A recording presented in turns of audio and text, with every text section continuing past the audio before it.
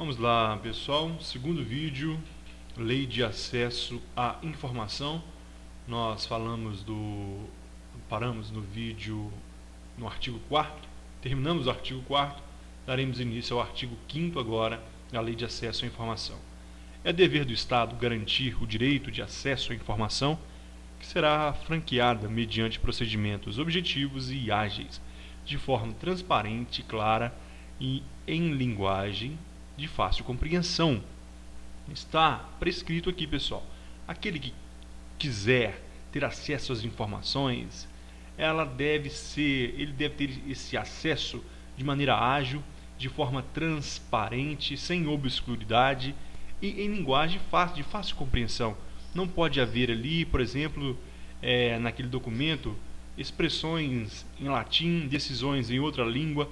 Deve ser de forma que aquele que tem acesso à informação, de plano, ao ler aquela informação, ele entenda, ele compreenda o que ele está vendo.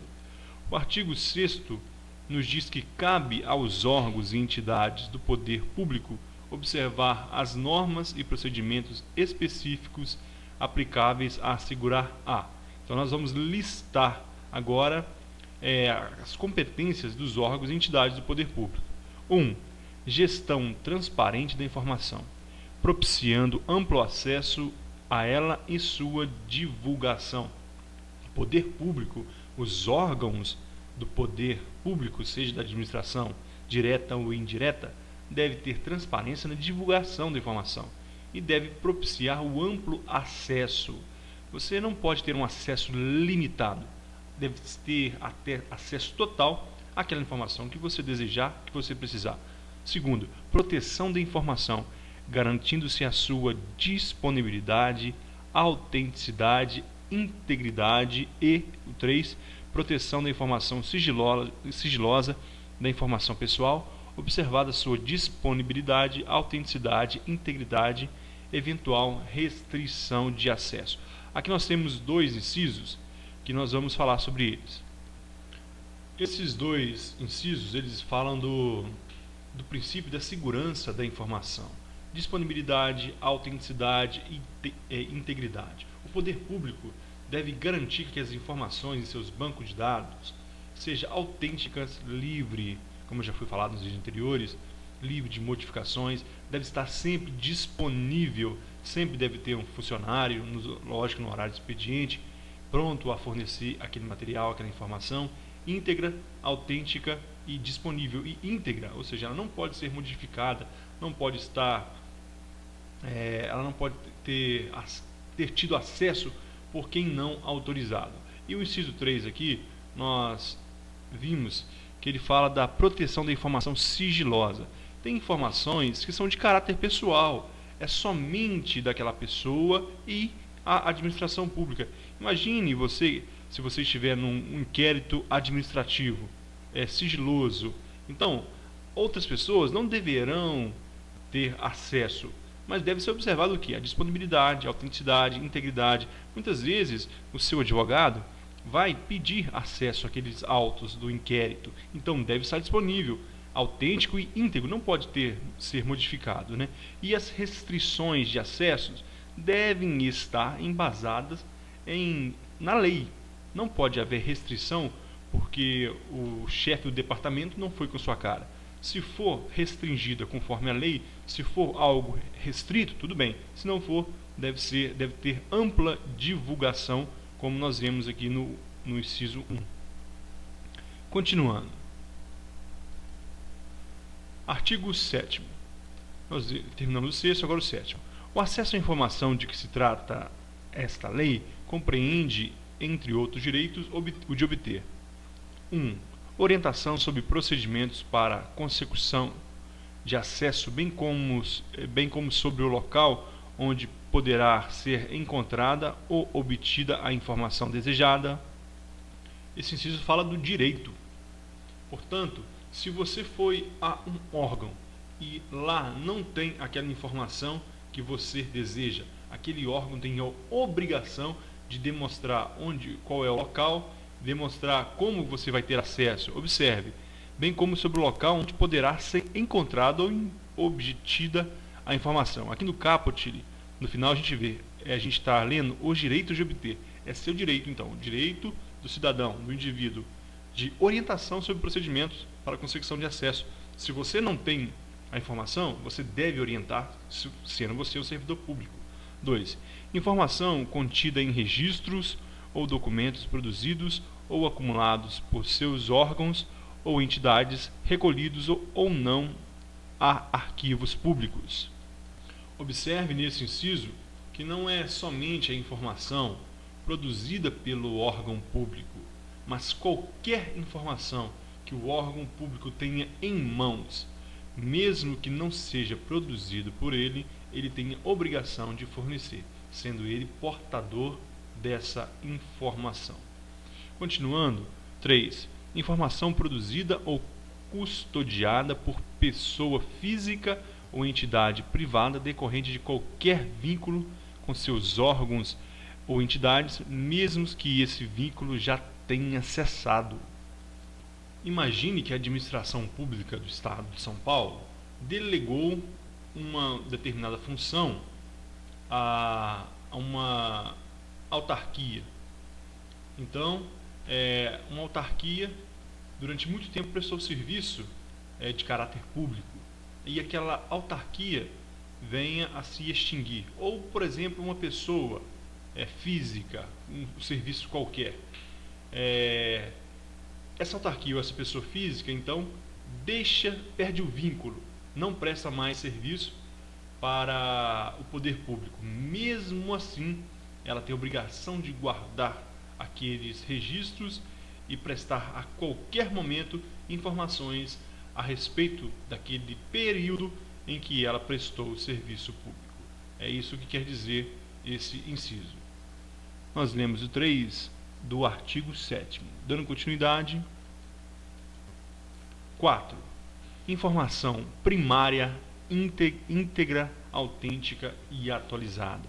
Informação primária, como eu já falei nos vídeos anteriores, não pode ser a cópia da cópia da cópia. É a informação original, íntegra, sem modificações, autêntica, deve estar autenticada, deve ter o carimbo, assinatura por quem de direito, por quem responsável, e atualizada. Se aquela informação ela sofre atualizações, é uma informação dinâmica, ela deve estar atualizada. 5. Informação sobre atividades exercidas pelos órgãos e entidades, inclusive as relativas à sua política, organização e serviços. Isso acontece muito lá no Diário Oficial, né? As entidades, os órgãos públicos, eles disponibilizam no órgão oficial informações relativas à sua política, organização, serviços, seja divulgada por iniciativa e vontade da administração ou quando solicitada por qualquer pessoa. Essas informações devem estar disponíveis. 6. Informação pertinente à administração do patrimônio público, utilização de recursos públicos, licitação, contratos administrativos e, por enquanto, informações pertinentes à administração do poder público, utilização de recursos públicos, licitação, contratos administrativos. Pessoal,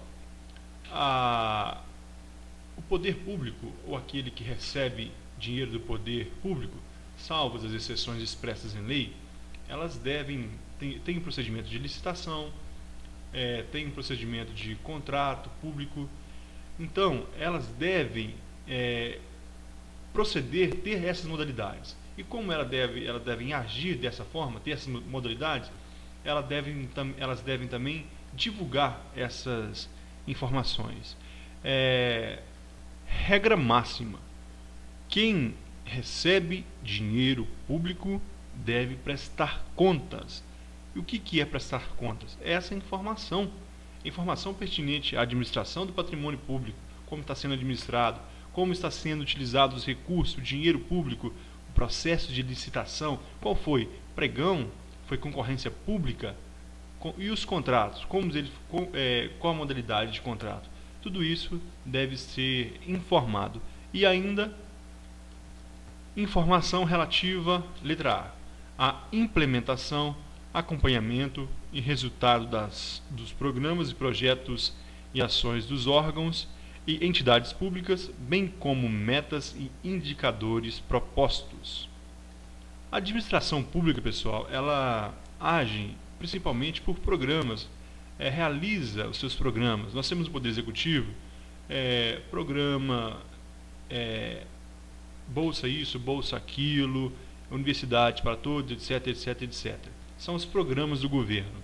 Então, essa implementação, acompanhamento, resultados dos programas, projetos, todas as ações dos órgãos das entidades públicas, bem como as metas e indicadores. Quais são as metas? Atingir tantos por cento de estudantes do ensino público nas universidades. Então, essas metas e indicadores devem estar todas também informadas nos órgãos oficiais. Devem estar disponíveis no sistema de informação do poder público.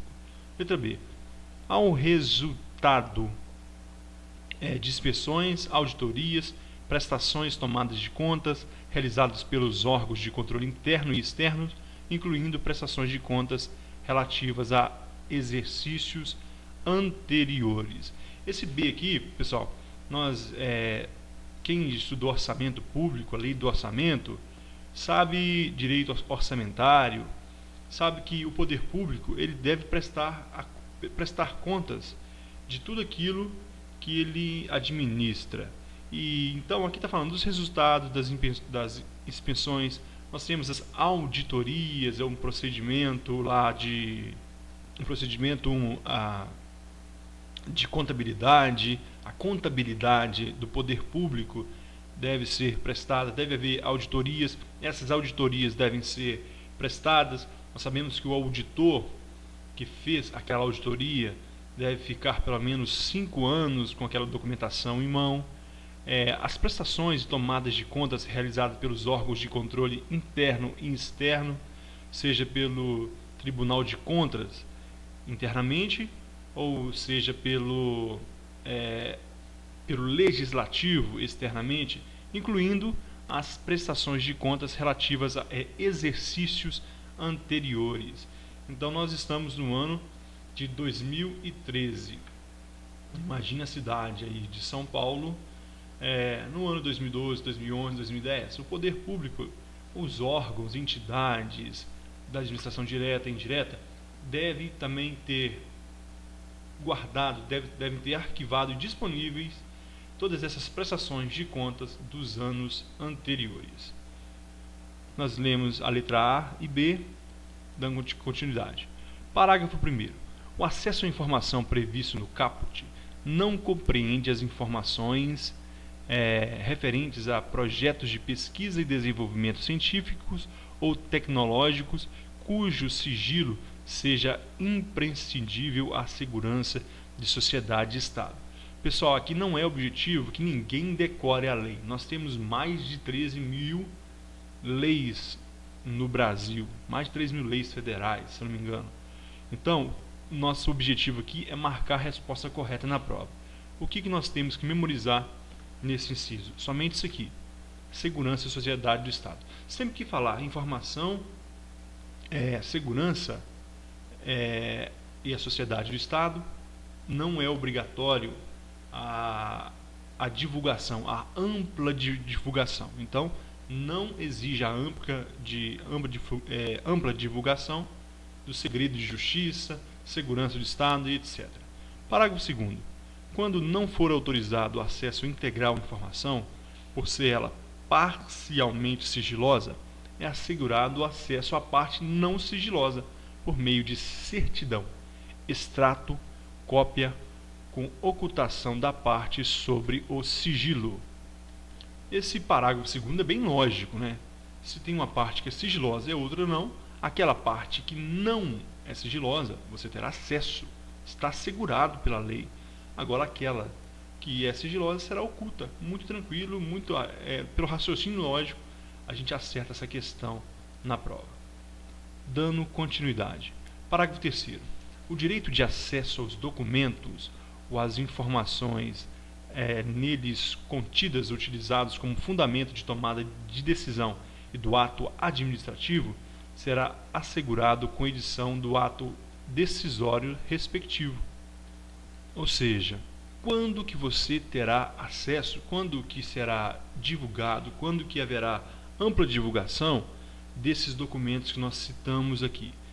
Documento ou informação que foram utilizadas como fundamento de uma tomada de decisão, fundamento da tomada de decisão, sublinhar, ou também do ato administrativo, seja aquele ato discricionário do chefe do executivo, seja o ato vinculado, qualquer modalidade de ato administrativo, será assegurado com a edição do ato decisório.